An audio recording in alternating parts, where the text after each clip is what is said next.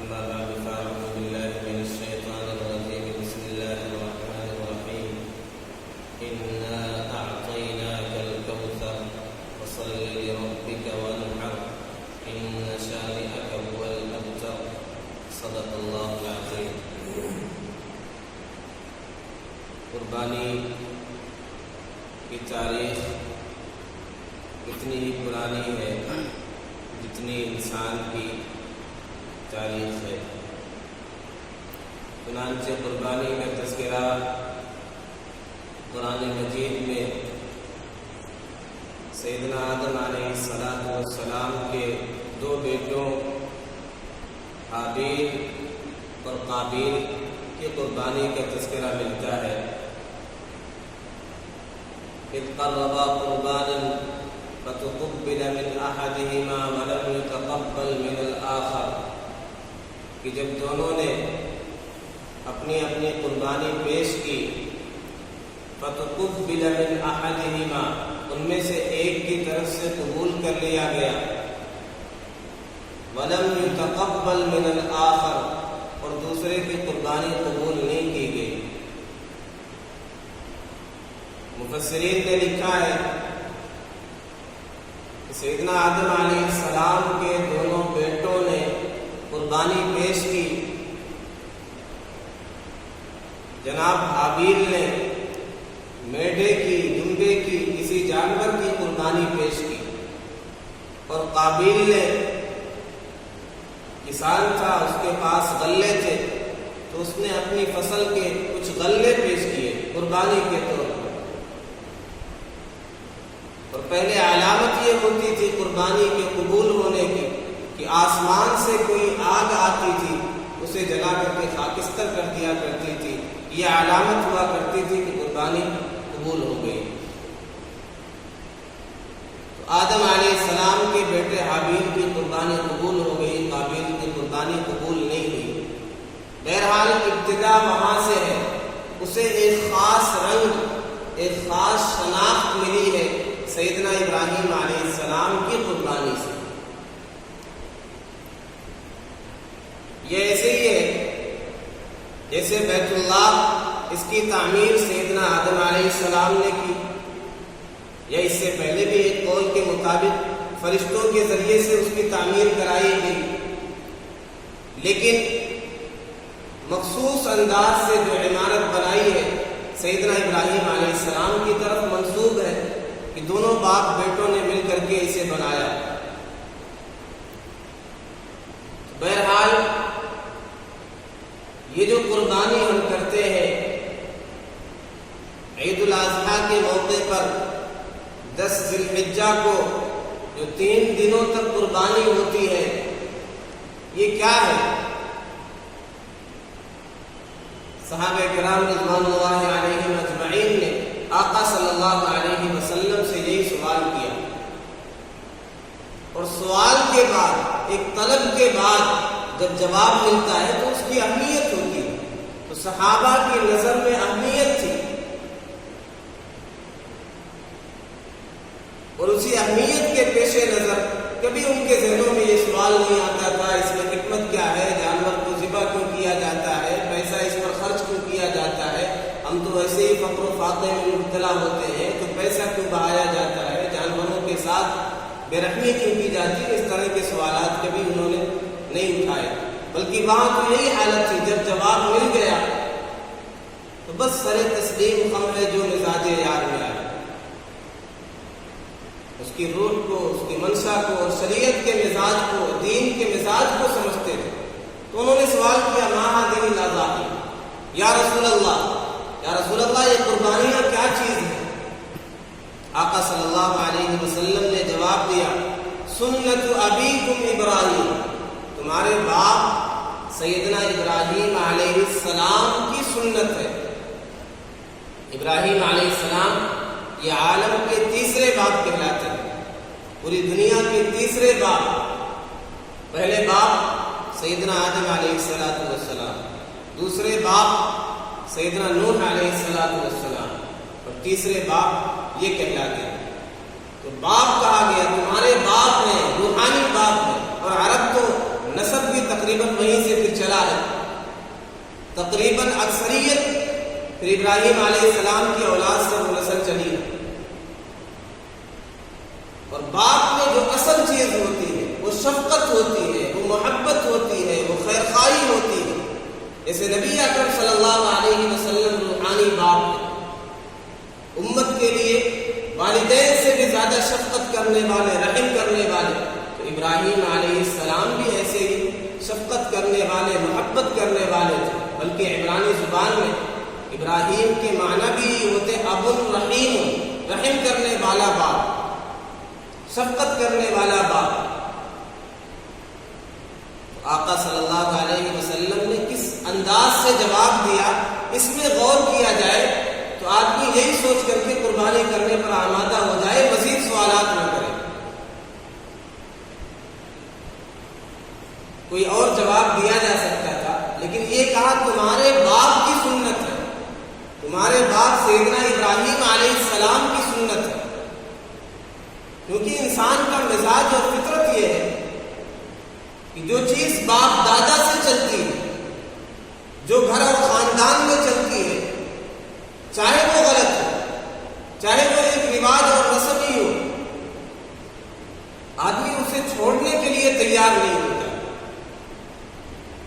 کفار و مشرکین یہی کہا کرتے تھے جب بت پرستی کی مذمت کی جاتی تھی کہ یہ کیا چیز ہے، کیوں ان کی پرستش کرتے ہو، جو نفع کے مالک نہیں ہے، نقصان کے مالک نہیں ہے، جو کھانا نہیں دے سکتے ہیں، جو اپنا کھانا نہیں محفوظ رکھ سکتے ہیں، جو مکھیوں کو نہیں ہٹا سکتے ہیں، ان کی پوجا کیوں کرتے ہیں؟ تو ان کا جواب یہی ہوتا تھا کہ ہم نے اپنے پرانے باپ دادا کو یہی کرتے ہوئے پایا، اسی طریقے پر پایا، لہٰذا ہم بھی یہی کرتے رہیں گے۔ تو باپ دادا نے یہ کیا ہے، ہمارے گھر کی چیز ہے، خاندان کی چیز ہے، نسلی چیز ہے، لہٰذا ہم بھی یہی کریں گے۔ تو غلط چیزوں میں، رسم و رواج کی چیزوں میں، ناجائز طریقے میں بھی آدمی باپ دادا کی رسم کو چھوڑنے کے لیے تیار نہیں ہوتا۔ تو یہاں یہ کہا گیا کہ تمہارے باپ جو موحد اعظم تھے، جو اللہ کے خلیل تھے، جو محبوب اور مقرب بندے تھے، جو نبی تھے، ان کا ایک پسندیدہ طریقہ، ایک محبوب طریقہ جس سے اللہ راضی ہو جائے، یہ ان کا طریقہ ہے، تمہارے گھر کا طریقہ ہے، تمہارے خاندان کا طریقہ ہے، اسے کیوں چھوڑ دیتے؟ اسے تو بدرجہ اولا کرنا چاہیے۔ فرمایا سنت ابیکم ابراہیم، تمہارے باپ سیدنا ابراہیم علیہ السلام کی سنت ہے۔ پھر آگے اس میں وضاحت کی گئی، سوال کیا گیا کہ ہمارے لیے اس میں ثواب کیا ہے؟ فرمایا ہر بال کے بدلے میں تمہارے لیے نیکی ہے، اور جو اون والے ہیں ان کے ہر اون کے بدلے میں، ہر بال کے بدلے میں نیکی ہے۔ تو ہمارا مزاج، مسلمانوں کا مزاج یہ ہونا چاہیے کہ بس یہ دیکھا جائے کیا اس عمل سے اللہ راضی ہوتا ہے یا نہیں۔ لیکن یہ پوچھا جاتا ہے کیا ضروری ہے، اگر ترک کر دیا جائے تو کیا بہت بڑا نقصان ہو جائے گا، کیا ہم اسلام سے خارج ہو جائیں گے؟ یہ مزاج ہی مسلمان کا نہیں ہونا چاہیے۔ سیدنا ابراہیم علیہ السلام کی زندگی پر، ان کی قربانیوں پر اگر نظر ہو تو کبھی اس طرح کے سوالات آدمی کھڑے نہیں کر سکتا۔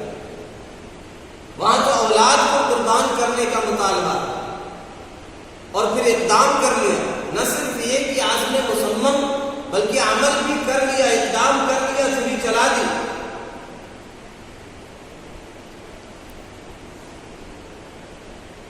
جہاں بھی جو بھی حکم ملا اسے عقل کی ترازو پر نہیں تولا، وہاں عقلی گھوڑے نہیں دوڑائے کہ ایسا حکم کیوں ہو رہا ہے، بیوی بچے کو وادی بیاب و گیام میں چھوڑنے کا حکم کیوں ہے، بیٹے کے گلے پر چھری چلانے کا حکم کیوں ہے؟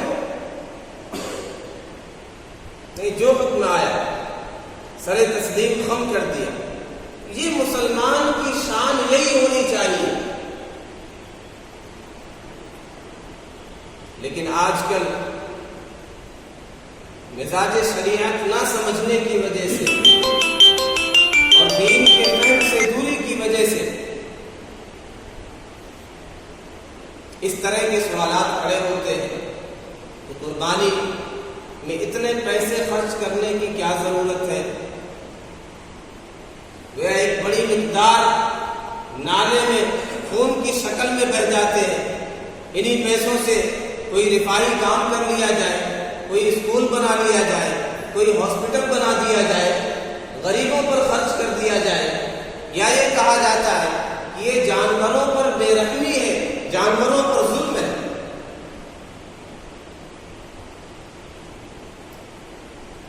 سب سے پہلے تو مسلمان کی یہ شان نہیں ہونی چاہیے کہ اس میں چوں چرا کرے، جو بھی حکم آ جائے، سمجھ میں آئے نہ آئے، حکمت ہے کیا ہے، حکمت نہیں ہے، مسلمان کو اس کے پیچھے نہیں پڑنا چاہیے۔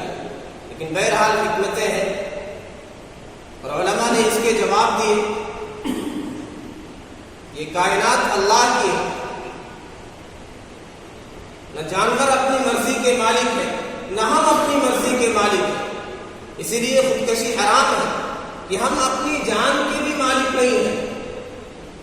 جب اللہ ہماری جان کا بھی مالک ہے اور دیگر مخلوقات کی جان کا بھی مالک ہے، تو پھر وہ جسے چاہے قربان کرنے کا حکم دے، جسے چاہے ذبح کرنے کا حکم دے۔ جب ہم کسی چیز کے مالک ہی نہیں تو ہمیں انگلی اٹھانے کا کوئی اختیار اور حق بھی نہیں، اور اگر اعتراض کرتے ہیں تو پھر ایک ہی چیز پر اعتراض کیوں ہوتا ہے؟ پھر مخلوقات کی دوسری چیزوں میں بھی یہ سوال اٹھنا چاہیے۔ کائنات کا نظام ہم دیکھیں، شیر ہے، تیندوے ہے، ان کی غذا جانوروں کو مار کر کے ہلاک کر کے ہم خود فراہم کرتے ہیں، اور کتنے جانور ایسے ہیں جو گوشت خوری ہوتے ہیں۔ مچھلیاں ہیں، خود مچھلیوں کو کھا جاتی ہیں، اور ہم کتنے چھوٹے چھوٹے جانوروں کو، کیڑے مکوڑوں کو، چوہوں کو، بلیوں کو اور جوئے کو، چھوٹی چھوٹی چیزوں کو تو ہم بھی مارتے ہیں۔ وہاں پہ جیو ہتیا نظر نہیں آتی، وہاں پہ بے رحمی نظر نہیں آتی، وہاں پہ اللہ کی مخلوق کے ساتھ ظلم نظر نہیں آتا۔ اگر کہیں ظلم اور بے رحمی کا شبہ ہوتا ہے تو یہی قربانی کے موقع پر، جو دین کا ایک حکم ہے، جو اللہ کی رضا کا ایک محبوب عمل ہے، اگر یہ بے رحمی ہے تو ساری چیزیں چھوڑ دینا چاہیے۔ پھر تو یہ بھی ہے کہ there is a life in trees، پیڑوں میں بھی لائف ہے، زندگی ہے، ویجیٹیبل میں بھی لائف ہے، یہ ساری چیزیں چھوڑ دینا چاہیے۔ پھر دوا علاج بھی ترک کر دینا چاہیے، اس سے بھی جراثیم مرتے ہیں، پھر ساری چیزیں ترک کر دینا چاہیے۔ لیکن اس پر کوئی تیار نہیں ہے۔ پھر جانوروں سے، ان کے دودھ سے بھی استفادہ نہیں کرنا چاہیے، یہ چھوٹا ظلم کہہ سکتے ہیں۔ اگر ذبح کرنا ظلم ہے، بڑا ظلم ہے، تو ان سے دودھ حاصل کرنا، ان پر سواری کرنا یہ چھوٹا ظلم ہے۔ تو اگر بڑا ظلم غلط ہے تو یہ بھی غلط ہونا چاہیے۔ سچی بات یہ ہے کہ مسلمان سے زیادہ رحم دل کوئی نہیں ہوتا، ان کے یہاں ہر چیز میں اعتدال ہے۔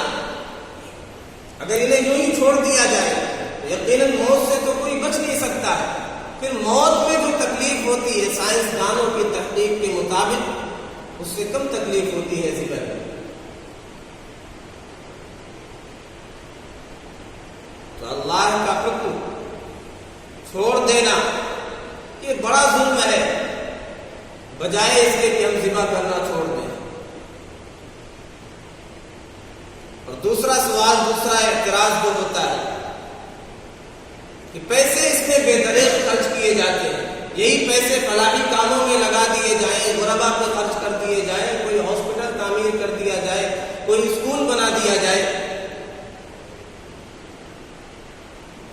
جواب یہ ہے کہ یہ سارے خیالات اور یہ سارے افکار اسی موقع پر کیوں آتے ہیں جب شادیوں میں بے دریغ پیسے خرچ کیے جاتے ہیں، جب جوئے میں اور انٹرٹینمنٹ کے نام پہ لاکھوں اور کروڑوں روپے خرچ کیے جاتے ہیں، وہاں یہ ساری چیزیں فضول خرچی یاد نہیں آتی، وہاں غربا یاد نہیں آتی۔ یہاں در حقیقت یہ غربا کے خیر خواہ نہیں، یہ غربا کے انہیں جو ملنے والی امداد ہے، انہیں جو ملنے والی روزی ہے اسے ختم کرنا چاہتے ہیں۔ ورنہ اس قربانی کے نتیجے میں، اس قربانی کی وجہ سے کتنے غربا کا فائدہ ہوتا ہے، تاجروں کا فائدہ ہوتا ہے، کروڑوں باربرداری کرنے والے، جانوروں کو ادھر سے ادھر لے کر کے جانے والے، ان کا فائدہ ہو جاتا ہے۔ پھر جانوروں کے چارے کا انتظام کرنے والے کوئی بہت امیر نہیں ہوتے، جو پتے لے کر کے سڑکوں پر کھڑے رہتے ہیں، وہ غربا ہی ہوتے ہیں، ان کے کھانے کا انتظام ہو جاتا ہے اس کے ذریعے سے۔ پھر جانوروں کے لیے رسیوں کی ضرورت پڑتی ہے، رسیاں بٹنے والے کوئی امیر نہیں ہوتے ہیں، غریب خاندان کے لوگ ہوتے ہیں، انہیں بھی پیسے مل جاتے ہیں اسی قربانی کے نتیجے میں، اسی جانوروں کے کاروبار اور خرید و فروخت کے نتیجے میں۔ اس پیشے سے اکثریت جو متعلق ہے وہ غربا ہی ہے، چاہے وہ رسیوں کا کام کرنے والے ہوں، چاہے وہ چارے کے انتظام کرنے والے ہوں، چاہے وہ مزدوری کا کام کرنے والے ہوں، جانوروں کو ادھر ادھر لے جانے والے ہوں۔ یہ لوگ نہیں چاہتے کہ ان کا فائدہ ہو جائے، اور کتنے غربا ایسے ہیں سال بھر ان کے لیے دال چاول مشکل سے ان کے لیے کھانے کا انتظام ہوتا ہے، اور قربانی کے موقع پر اتنا گوشت انہیں پہنچ جاتا ہے کہ مہینے 2 مہینے 4 مہینے تک ان کے یہاں اسٹاک ہو جاتا ہے، یا ان کے پیٹ پر لات مارنا چاہتے ہیں۔ ورنہ یہ ساری چیزیں دیگر فضول خرچی کے موقع پر انہیں سوچنی چاہیے۔ تو قربانی یہ اللہ کا انتہائی محبوب عمل ہے، اور دیکھا جائے تو کائنات کا سارا نظام قربانی پر چل رہا ہے۔ غریب قربانی دیتا ہے امیر کے لیے، مزدور قربانی دیتا ہے امیر کے لیے، ایک مخلوق قربانی دیتی ہے دوسرے مخلوق کے لیے، جسم کا ایک عضو قربانی دیتا ہے دوسرے عضو کے لیے، اس کی صحت اور سلامتی کے لیے۔ والدین اور اساتذہ قربانی دیتے ہیں اپنی اولاد کے لیے، اپنے شاگردوں کے لیے۔ اگر یہ سارے قربانی درست ہے تو پھر یہ قربانی جس کا اللہ کے رسول صلی اللہ علیہ وسلم نے حکم دیا، یقیناً یہ عین حکمت ہے، اور یہ اللہ کی رضا کا ذریعہ ہے۔ مسلمانوں کو بس یہی کافی ہونا چاہیے کہ اللہ کی رضا کے لیے یہ عمل ہے، اللہ اس سے راضی ہوتا ہے، بس سر تسلیم کم ہے جو مزاج یار میں آئے۔ اللہ ہم سب کو سمجھ کی توفیق نصیب فرمائے۔ واجب قربانی، ضروری قربانی تمام مسلمانوں کو اس کی ادائیگی کی توفیق نصیب فرمائے۔ وآخر دعوانا الحمد